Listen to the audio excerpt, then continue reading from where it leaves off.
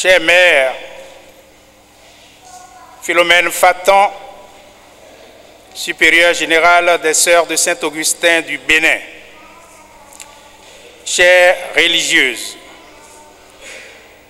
Monsieur Antoine Bonou, coordonnateur général de Wémenhui, et vous tous, frères et sœurs en Christ, accourus ici ce matin, laissez-moi dans un premier temps vous présenter mes vœux les meilleurs, vœux de santé, de paix, de joie pour chacun et chacune de vous en cette année 2023. Que le Dieu d'amour et de paix qui a veillé sur nous jusqu'à ce jour soit notre Rédempteur et notre Sauveur. Ayons confiance en lui, abandonnons-nous entre ses mains et tout ira bien. Je rends grâce à Dieu avec vous pour cette rencontre de ce jour. Chers frères et sœurs en Christ, nous sommes réunis comme un seul homme pour accomplir un rite en ce lieu d'Azor-Lycée. Rite que nous accomplissions depuis 14 ans. Mais mieux, nous allons dire 15 ans. Depuis mai 2009, nous étions ici. Nous avons célébré la messe avec notre regretté père Jacob Medewale Agossou. Puis nous nous sommes retrouvés au bas-côté de l'église ici pour penser, réfléchir sur l'avenir de notre vallée.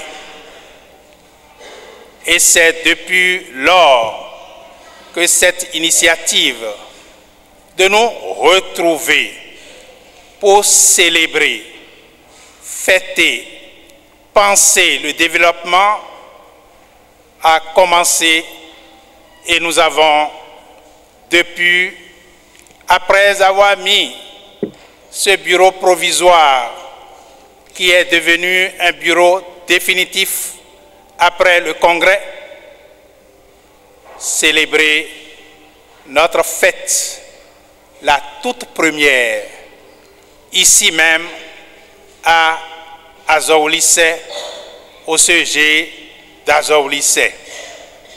Alors, chers amis, je voudrais attirer notre attention sur ce que nous sommes en train de vivre. Ce n'est pas un effet du hasard. Il n'y a pas de hasard en Dieu. Celui que nous honorons chaque 14 janvier de chaque année, c'est le Père Dominique Adeyemi.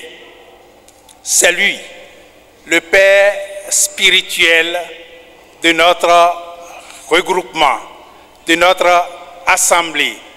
Et puis, nous sommes aujourd'hui, en cette année, 14 janvier, nous sommes à la 14e édition de Wemehwe.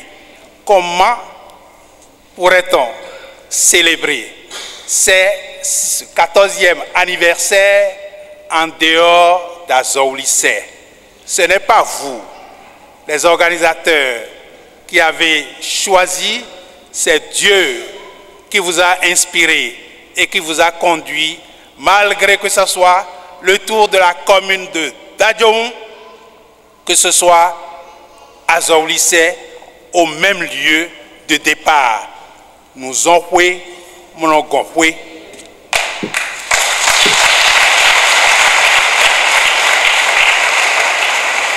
Je voudrais, avec vous, fredonner ce chant. Midoku numau, midoku ni tegbe, dodagbe ton letame, dodagbe ton letame. Udido.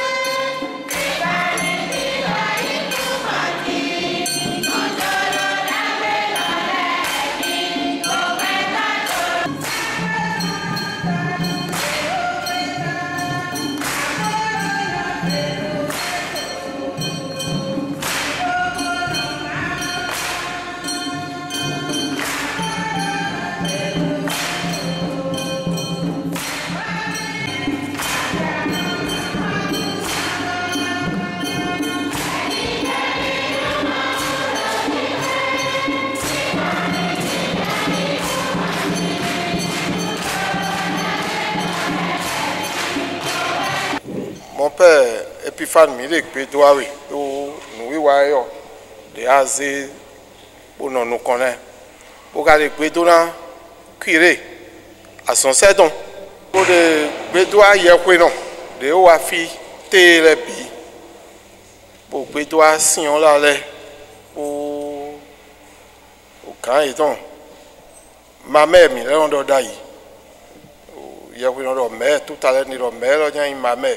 Et quand on est loin, mais les bétonnés. Pour qu'à Bétoua, oui, mais oui, si Tito, Tolé, de nos confrères, pendant que nous avons fait le poids.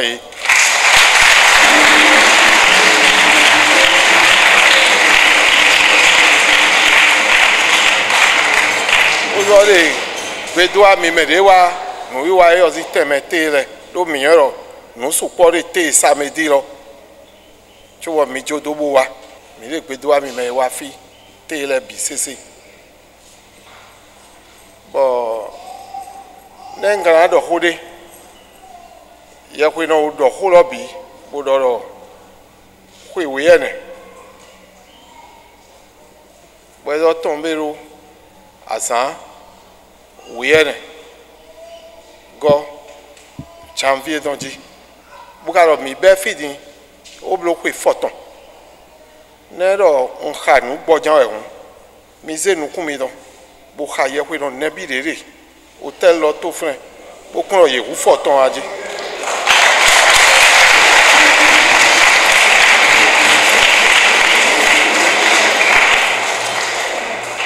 abin ha nous bon abiye que do kozon va yin we na be il y a un des amis qui ont tourné dans les billes. Bon, billet, winga biodo ko mi don fitin ro ne ko me gble hotel wa kun di pepe kun mi no zero takago no mo yen ro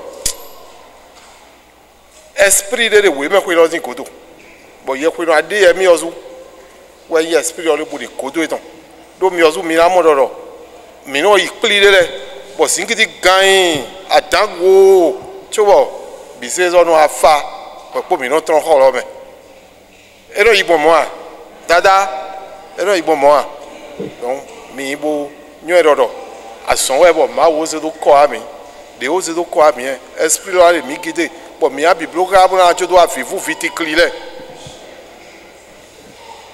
ko de nga do de fitin we ye ko no mi ton ade ye mi sin yo ho lo ne mi na blogbon mi yo mi o lo do ko ayi ko de wa ye ne mi na blogbon bo ko e o metin lin lo mi don lo era is so an hotel bo mi na foi bo ne mi le ko afi de ko de ja e ma zo yin lo mi a lo epo asan bo mi na wa we nde na bi odo poropo mi don le wa ro me ma te wa fi tere ne yi kwe ye ni dogbe aye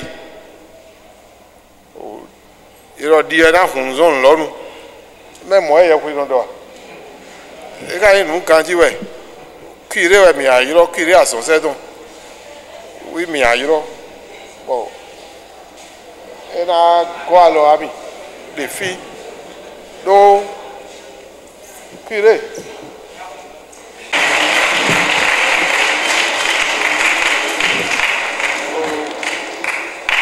il y a quoi dans là? Il y a 300 000.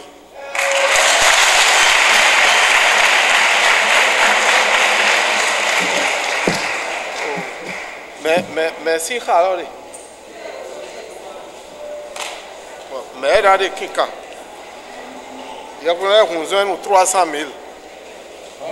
Il y a 200 000. Fie di we me kwede we zombo ni eja san yo di mi no flin na nu susu mi no flin bodon hun kwe lo parce que de e no to lo me fi po mi po e jire nu susu bo mi gbo bodon do le ye de tane bo ye lo e mi no ba do ni tian lo e ton e di na we me kwe lo na mi we zombo ni mi ja du kwe lo ni mi be son fi mi amondo we ne to de na du mi de ti me de maka wa bon de wa me de pon mi no homle ndo li kwe lo alo eton me we di we zombo e yo lo me bi no kan wezun bono wa e ka so de mombo ni ade nde babo de gbigbo to me de nya ene eyi sero de wa ye kwe zun eton so ni awa mo e bo bi olo me susu no mo we zombo yo vodo nu pèlerinage de we enyi donc de we nyi bo mi no ablo de fi di o ma ogonkon ma ka lendo ni afotiro come na gon pe Dominique ade mi si azan yo gbe ntoli mi no ado gan la me ami dele bonando dupe lo uyeye afoyeye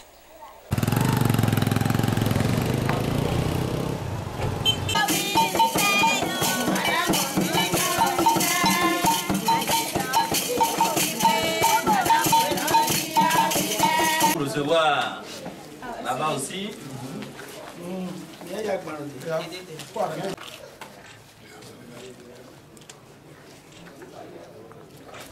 C'est une œuvre commune que nous venons de faire avec la fondation des Amis de AZ et la fondation de Père Adeyemi des Wemenu, résidant à Sekandi, à Cotonou.